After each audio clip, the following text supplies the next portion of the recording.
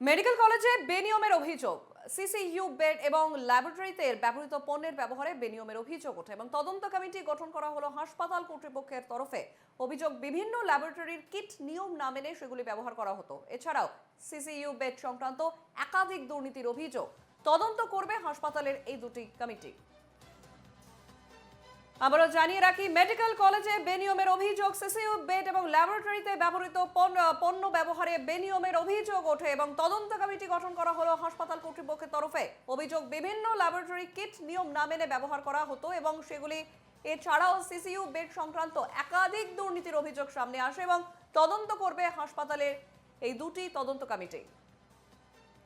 আমাদের সঙ্গে ফোন লাইনে রয়েছেন আমাদের প্রতিনিধি সচিন রক্ষিত। সচিন, মেডিকেল কলেজে বেনিয়মের অভিযোগ এবং একাধিক দুর্নীতি সংক্রান্ত অভিযোগ উঠছে, সিসিইউ বেড এবং ল্যাবরেটরিতে ব্যবহৃত পণ্য ব্যবহারের বেনিয়মে উঠছে এই অভিযোগ, কি জানাবে?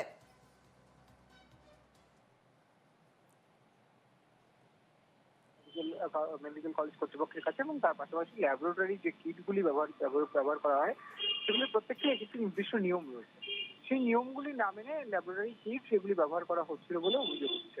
অবশ্য এই মর্মে দুটি তদন্ত কমিটি গঠন করা হয়েছে মেডিকেল কলেজ কর্তৃপক্ষের তরফ থেকে এবং এই দুটি তদন্ত কমিটি তারা কিন্তু এই সিসিইউ বেড সংক্রান্ত এবং ল্যাবরেটরি যে কিট ব্যবহার সংক্রান্ত যে অভিযোগ সেই অভিযোগগুলো খতিয়ে দেখবেন এবং এই ইনকোয়ারি কমিটি ইতিমধ্যেই গঠন করা হয়েছে এবং সেই মর্মে নোটিশও জারি হয়ে গিয়েছে এবং ইনকোয়ারি কমিটিকে দ্রুত এই গোটা যে তদন্ত প্রক্রিয়া সেই তদন্ত প্রক্রিয়া সম্পন্ন করার জন্য নির্দেশ দেওয়া হয়েছে হাসপাতাল কর্তৃপক্ষের তরফ থেকে।